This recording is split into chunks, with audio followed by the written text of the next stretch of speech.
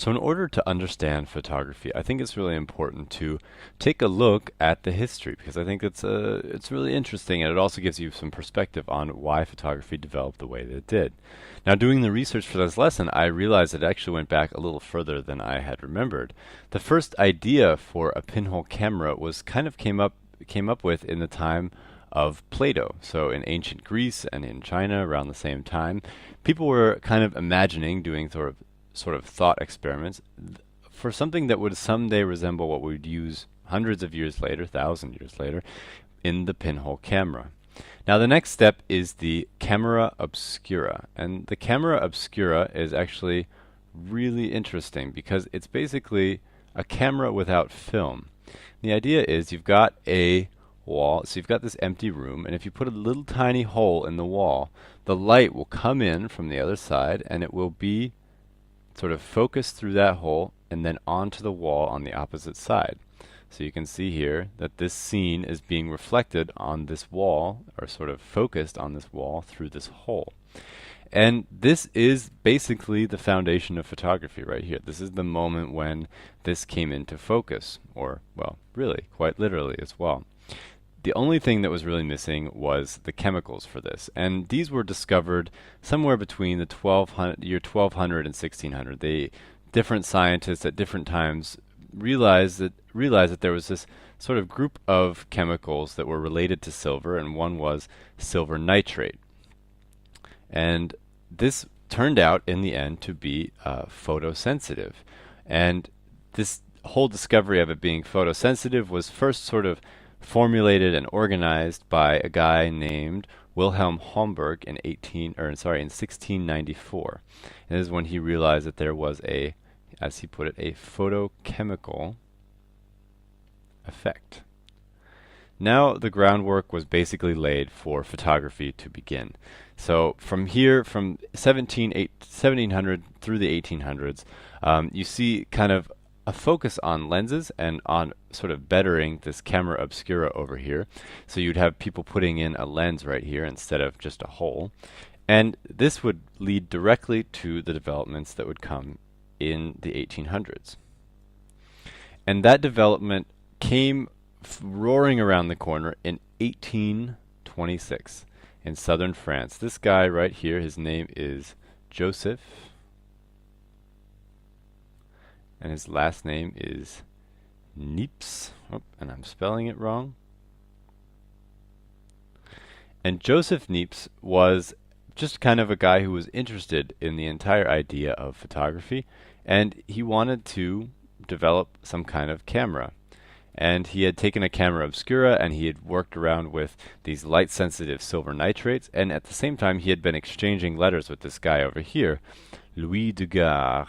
Well, Joseph Niepce was the first person to really come up with a photo, a permanent photo. And that's a really important distinction because a lot of people had made photos, but this was the first permanent, and I'm not spelling it right, permanent photograph.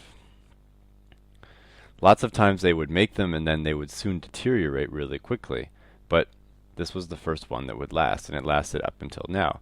You can see here that you've got some buildings, got maybe a field back here, and if you look really closely, you can actually see that the sun moved so far during the day that it's actually exposed the walls on both sides, so the lighting of the photo is actually a little off.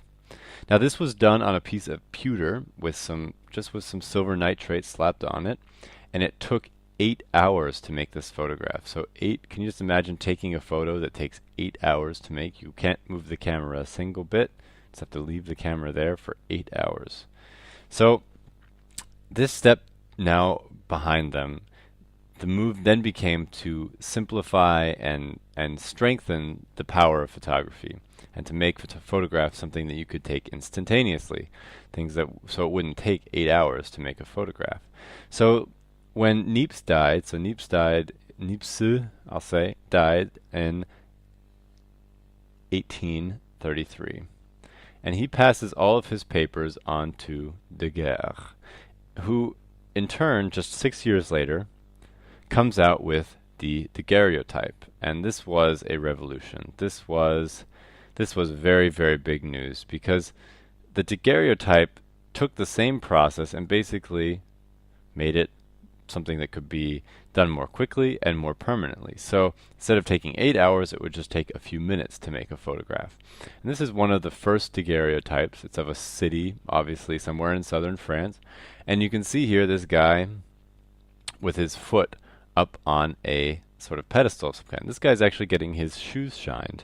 And there are lots of other people walking around on these streets, but this guy was the only person to stay still for the whole photograph, the whole time it was being made. And so he's the first photographed human in, well, that we know of at least. So very interesting, you know.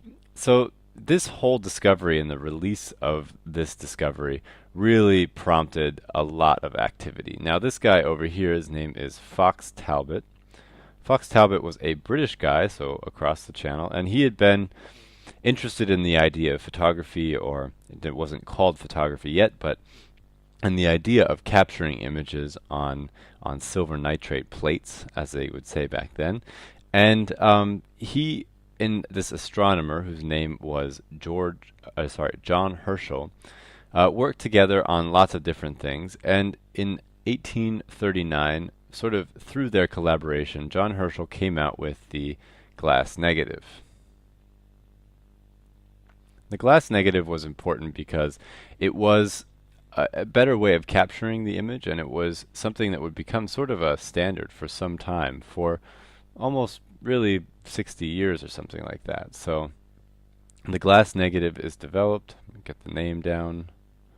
John Herschel, quite a famous astronomer in his own right, as well as a developer of photography. And then just 1 year later, Talbot comes out with his own process, and it was called the calotype. It was a wet process that had some sort of paper negative. And the thing was, though, that Talbot then, and this was Talbot, we'll make sure we distinguish that. And the thing was that Talbot put a copyright on this, and that is the reason that really the daguerreotype took off, because the daguerreotype was bought by the French government and put immediately in the public domain. That meant that any photographer could use it, and so the daguerreotype basically within a couple months became the standard form of photography at that time. And the calotype, because it would have been a little bit more expensive and money would have been going to Fox Talbot over here, it never became quite the hit that the daguerreotype did.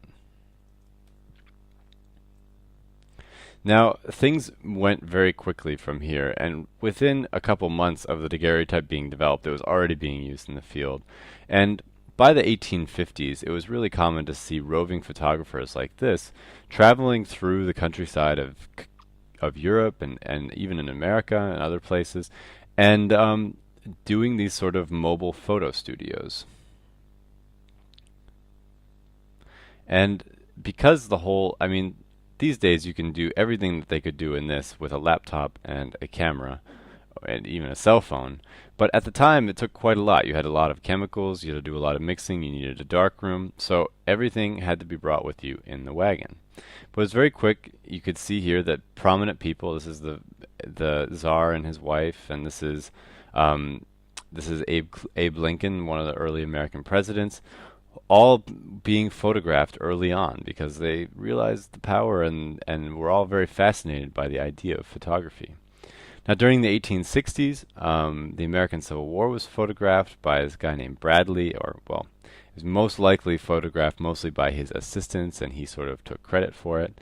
And this was kind of more the second incidence. The Armenian War was really the first incidence of photography being used in war and photographing war. So, kind of an interesting note in history.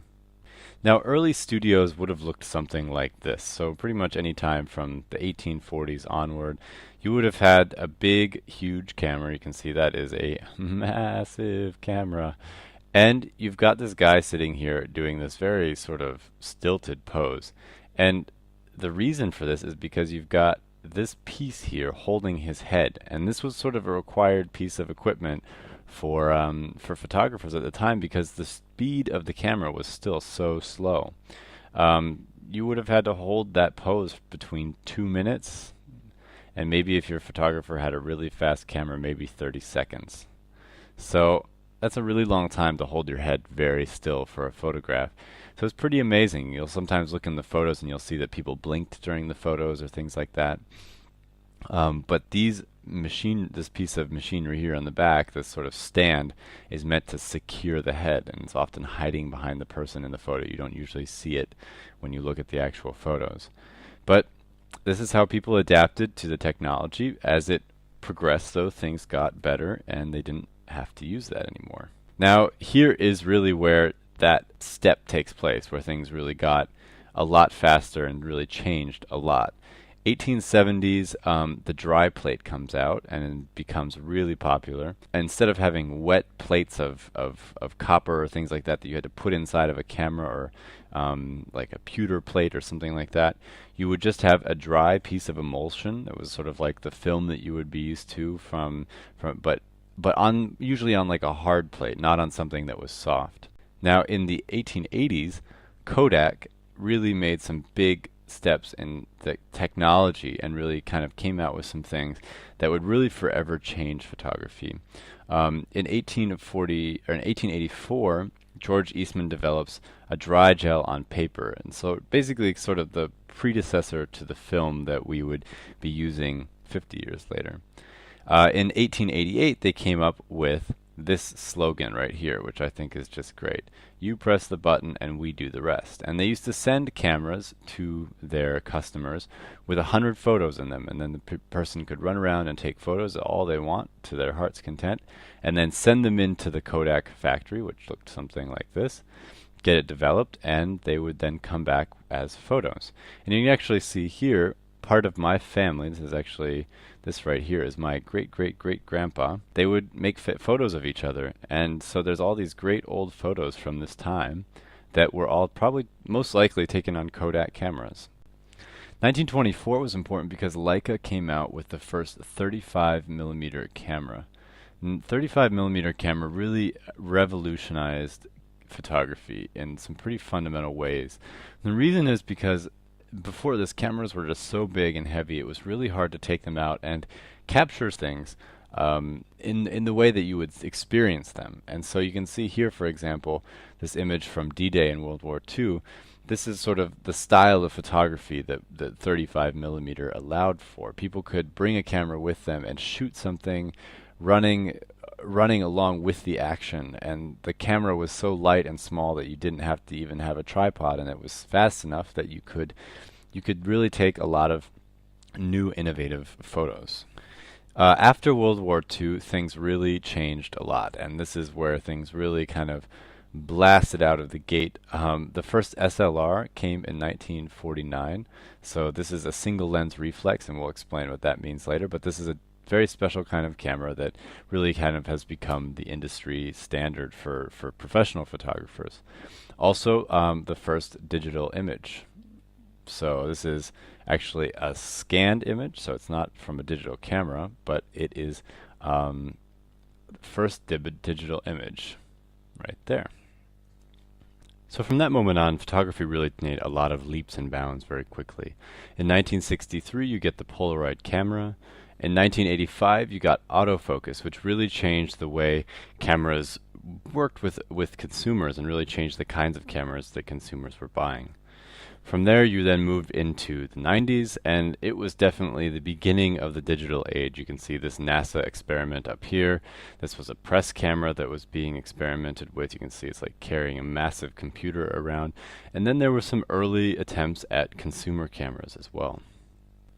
And that brings us to now. That brings us to the almost now. In 2004, Kodak stopped making film cameras, so they started switching over to digital cameras like this one right here. Cameras got to be a lot bigger, took a lot of different directions. You can see here the mirrorless sort of wave of cameras that came in 2011. And the DSLRs also got very big, very expensive, and started making video. So that is sort of the story of photography. You can check out more videos for this course and check out other courses at allversity.org.